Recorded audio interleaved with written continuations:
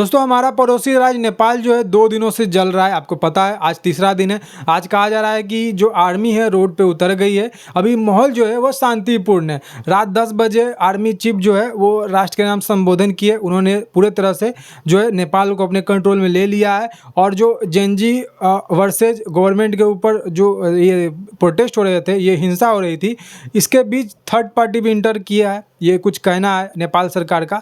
तो third party तो पहले ही से थी, ये सब चीज़ को पता था सारे लोगों को। ये जो माहौल क्रिएट किया जा रहा था, जैसे आप देखे होंगे ये अभी बांग्लादेश में हुआ, श्रीलंका में हुआ, जितना भी हमारे नेबर्स कंट्री है, जितना भी कह सकते हैं हमारा पड़ोसी राज्य है, उसमें सेम तरह का पैटर्न आपको देखने को मिलेगा। क्यों ऐसा है? क्योंकि जो है दो महाशक्ति के बीच में लड़ाई हो रहा है। वो चाहते हैं कि सारे ग्लोबल ऑर्डर जो है उसको बदल कर रख देने का कोशिश कर रहे हैं। अभी जो चाइना है वो अमेरिका पर दबाव बना रहा है कि उसके अगल बगल के कंट्री पे कुछ उथल पुथल करे। अभी जो अमेरिका है वो चाइना पे दबाव बना रहा है कि उसके जो कंट्री पे पकड़ है या फिर इनडायरेक्टली उन कंट्री पे उनका पिट्ठू बैठा हुआ है उस पर कंट्रोल करे और इंडिया को भी डिस्टर्ब करने का कोशिश करे। तो यहाँ पे उसी का पैटर्न यहाँ पे नेपाल पे हमें देखने को मिला, क्योंकि नेपाल में भी सेम हुआ जैसा कि बांग्लादेश में हुआ। पहले तो शेख हसीना के आवास पे गए लोग, उसका अंडरगारमेंट ले लिए, फिर उसके बाद वहाँ से लूटपाट का कुछ मंजर हमें देखने को मिला। आगजनी का माहौल आया, हिंदू को भी मारा पीटा गया, सड़क पे उनको नंग किया गया, मंदिर तोड़ा गया बांग्लादेश में। तो उस तरह से यहाँ नहीं हुआ, लेकिन वही सेम पैटर्न जो है यहाँ पे हुआ। यहाँ पे किसी भी देश में आप देखिए हिंसा बहुत ही दुर्भाग्यपूर्ण है। प्रोटेस्ट ठीक है आप कर रहे हैं, सरकार के फैसले से आप ना खुश से, सरकार भ्रष्टाचार कर रही थी नेपाल में। और पिछले आप देखिए ना 17 साल में 15 बार तो सरकार बदल गई है। यानी कि इसी से पता चलता है कि जो है स्वतंत्र होने के लिए आप देखिए राजशाही था वहाँ पे। गवर्नमेंट जब लागू हुआ उसके बाद से 17 साल के बाद किसी भी कह सकते हैं स्वतंत्र राष्ट्र के लिए ये दुर्भाग्यपूर्ण है कि 15 बार वहाँ सरकार उलट से पलट हो जाती है और सब विपक्षी वहाँ पे है जो एक साथ आकर लूटपाट करते हैं। विपक्ष कोई रहता ही नहीं है। कहा जाता है कि जो है संविधान तरीका पे जो किसी भी स्वतंत्र देश में विपक्ष का होना बहुत ज़रूरी है। तो विपक्ष ही वहाँ पे लूटपाट कर रही है, जो सरकार में लोग हैं उनके साथ मिलकर पार्टी बनाकर। तो ये चीज़ वहाँ पे नेपाल में ख़राब थी और बहुत लोगों का इसमें जान भी गया। स्टूडेंट जो है उनका पहले 20 संख्या था मरने का, अब 22 से 23 हो गया है। तो ये जो स्टूडेंट पे गोली चलाने का काम किया है नेपाल सरकार ने, खास करके केपी शर्मा ओली ने जो अनैतिकतापूर्ण ऑर्डर दिया था कि शूट एंड आउट का, वो ज़्यादा हिंसा को भड़का दी। कह सकते हैं आग में घी डालने का काम नेपाल के ओली सरकार ने किया था। खैर जो ओली ने किया उसका तो सज़ा ओली ने भुगता ही। ओली जो है देश छोड़कर भाग गया। कोई लोग कह रहे हैं कि अभी भी वो नेपाल के जो है सेना के संरक्षण में है। अब कोई को नहीं पता है कि नेपाल के जो है पूर्व prime minister KP Sharma Oli गया कहाँ है, भगोड़ा। तो ये चीज़ है। लेकिन आपको पता है नेपाल का वो जो है ओली जो है वो चाइना का पिट्ठू था। कुछ भी चीज़ करता था इंडिया पे आकर जहर उगलता था। अभी एससीओ का बैठक हुआ था, उसके बाद मोदी चले आए थे, जो विक्ट्री परेड होता है नेपाल का उसमें शामिल नहीं हुए थे। लेकिन ये जो नेपाल का केपी शर्मा ओली है शामिल हुआ था। ना कि शामिल हुआ था, केपी शर्मा ओली और शी जिनपिंग के बीच में बात भी कुछ हुआ था, वार्तालाप हुआ था। फिर उसके बाद ये केपी शर्मा ओली नेपाल आता है, फिर इंडिया के ऊपर भड़काऊ बयान देता है। तो इससे समझ में आता है कि जो है केपी शर्मा ओली का अपना कंट्रोल जो है वो नेपाल में नहीं था, वो थर्ड पार्टी का कंट्रोल था, या फिर कह सकते हैं सेकंड पार्टी का कंट्रोल था। क्योंकि नेपाल में आप देखिए लिपू लेक काला पानी पे जो वो विवाद करता है, मैप चेंज करके रख देता है इंडिया का, जो कि अंग्रेज के पहले का ये चीज़ हुआ था संधि, उसको चेंज करने का वो कोशिश करता है। तो इसके पीछे कौन था? शी जिनपिंग था। जो है चाइना चाहता है कैसे भी इंडिया को स्टेबल करें। जो है इंडिया अभी आप देखें कि ऐसा एक कंट्री है कि स्टेबल है, अनस्टेबल जो है इसके इर्द गिर्द सारे कंट्री है। बंगाल देख लीजिए, बांग्लादेश देख लीजिए, और आप देख लीजिए नेपाल देख लीजिए, फिर उसके बाद अफ़गानिस्तान देख लीजिए, तालिबान का कैसे शासन आया। तो एक इंडिया ही ऐसा देश है जो कि स्टेबल है। लेकिन इंडिया में भी बहुत प्रयास हुए यहाँ पे भी अनस्टेबल करने का सरकार का, मोदी सरकार को गिलाने का कोशिश किया गया। इंडिया के नेता जो है संजय राउत, उन्होंने कहा कि नेपाल जैसा, बांग्लादेश जैसा हालत इंडिया में भी हो सकता है, होनी चाहिए। समाजवादी पार्टी के भी नेता ने ट्वीट किया ऐसा ही कुछ कहा, लेकिन इंडिया बहुत बड़ा है, इंडिया में होगा नहीं ऐसा, उन्होंने फिर ये कहा। लेकिन जो ये नेता है वो क्यों ऐसा चाहते हैं, क्योंकि वो फ्रस्ट्रेट हो चुके हैं। उनको जितना भी बाहर से पैसा फंड हो रहा है इंडिया को अस्टेबल करने के लिए, वो काम नहीं कर पा रहा है। तो ऊपर से एक तो प्रेशर है, उसके बाद मोदी जो है इतना पकड़ बनाए हुए है यहाँ पे कि यहाँ पे जो सरकार अस्थिर नहीं हो रही है। आप देखिए किसान आंदोलन जो होता है, शाहीन बाग होता है, वो क्या करने का कोशिश था, इंडिया को अस्टेबल करने का कोशिश था। और मोदी सरकार का बहुत महत्वपूर्ण फैसला था जब किसान आंदोलन में 15 अगस्त को शायद से, या फिर 26 जनवरी को कोई दिन था, 15 ही अगस्त शायद से, कैसे किसान जो है वो चल जाते हैं किसान आंदोलन के नाम पे और इंडिया के लाल किले पर चल जाते हैं, खालिस्तानी झंडा लहराते हैं। तब भी मोदी ने गोली नहीं चलवाई। मोदी ने उल्टा कहा कि ऑफिसर्स को कोई लाठी चार्ज भी नहीं करना है, कोई कुछ नहीं करना। उल्टा जो वहाँ के पुलिस है, दिल्ली पुलिस, वो मार खा रही थी इन आंदोलनकारियों से। क्यों ऐसा नहीं किया गया? क्योंकि एक गोली और पूरा देश जल जाता। तो यही जो है वो मोदी जो है पूरे बम के बीच में बैठे हुए थे, या कह सकते हैं कि बम के ऊपर बैठे हुए थे। एक पैर गलत रखा, पूरे तरह से इंडिया फट जाता। फटने का सेंस पूरा इंडिया जल जाता है। जैसे कि आज बांग्लादेश हो चुका है, नेपाल हो चुका है, श्रीलंका हो चुका है, वैसा ही इंडिया में होता। लेकिन मोदी ने बहुत ही सहजतापूर्ण काम किया है। कोई और सरकार रहती तो ऐसा नहीं करती, वो अनैतिकतापूर्ण डिसीजन लेती। इसीलिए मोदी खास हमारे देश के लिए, इसीलिए मोदी को हमने बैठाया है, क्योंकि मोदी को एक्सपीरियंस है 24 साल होगा, और उससे भी ज़्यादा एक्सपीरियंस है 50 साल होगा। उन्होंने अलग अलग तरीके से इस देश को देखा है, इस देश को राजनीति को भापा है। सेम अमित शाह भी, जितने भी बीजेपी के मंत्री हैं एनडीए के, वो एक से बढ़कर एक विद्वान है। इसीलिए एनडीए जो है इस देश को चला पा रहा है। नहीं तो किसान जो है उनके पास कहाँ से मिनटों में 1000 ट्रैक्टर आ जाती है, वो भी नया नया। किसान आंदोलन के नाम पर एसी आप लगा कर सुनते हैं, महंगे महंगे गाड़ी लेकर आप उसमें किसान आंदोलन चलाते हैं। तो इसी से पता चलता है किसान जो है वो अपना अनाज उगाने पर पड़ा हुआ था। किसान कभी भी देश को क्षति नहीं पहुंचाएगा।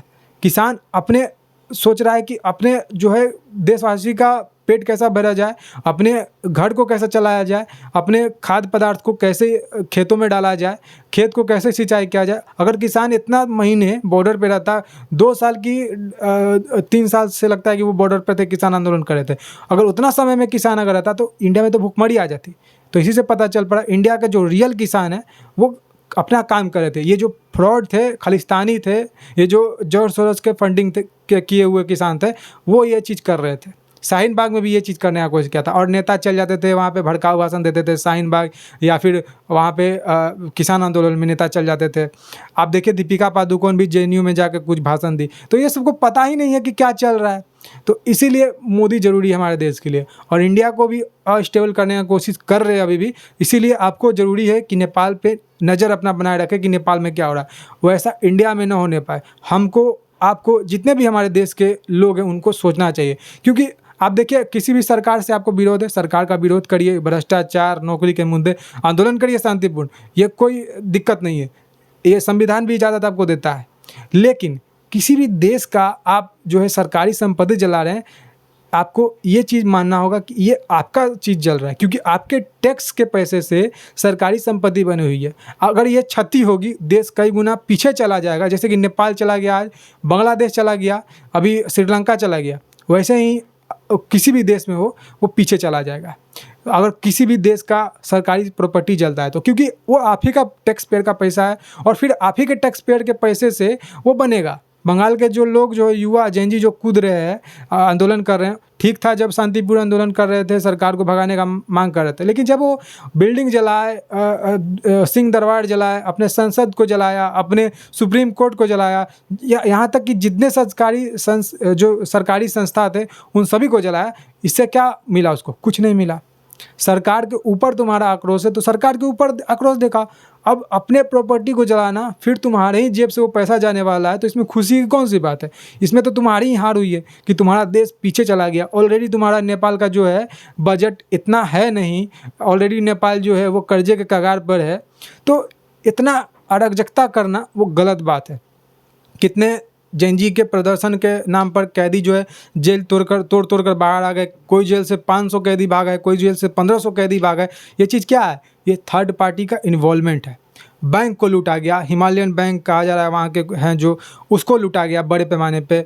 अभी आज का खबर है सुपरमार्केट को लूटा गया, टीवी, फ्रिज, एसी, खाने पीने की सामान को लूटा गया।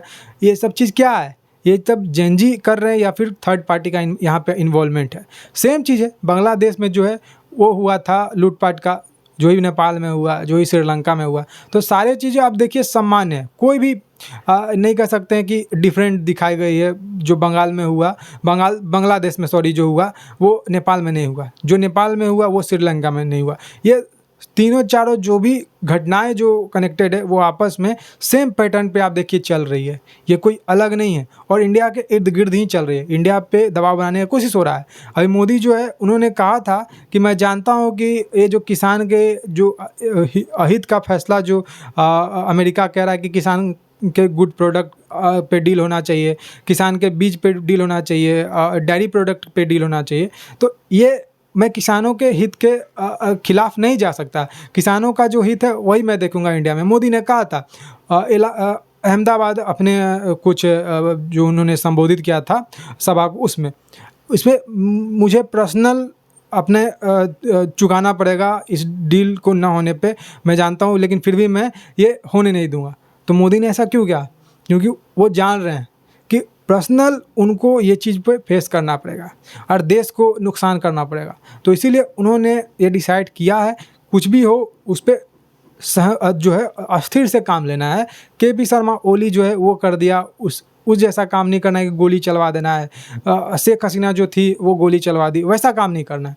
अपना एकदम सहजता से एकदम स्थिर होकर मॉनिटर करना है स्थिति क्या चल रही है, उसके बाद एक्शन लेना है। कोई भी एक्शन लेना है तो खास करके युवा ऐसे प्रदर्शनकारी जो कह सकते हैं युवा के भेष में भेड़िए बैठे हुए, उस पर तो और आपको जाकर अटैक नहीं करना चाहिए, क्योंकि वो उकसा रहे हैं आपको अटैक करने के लिए।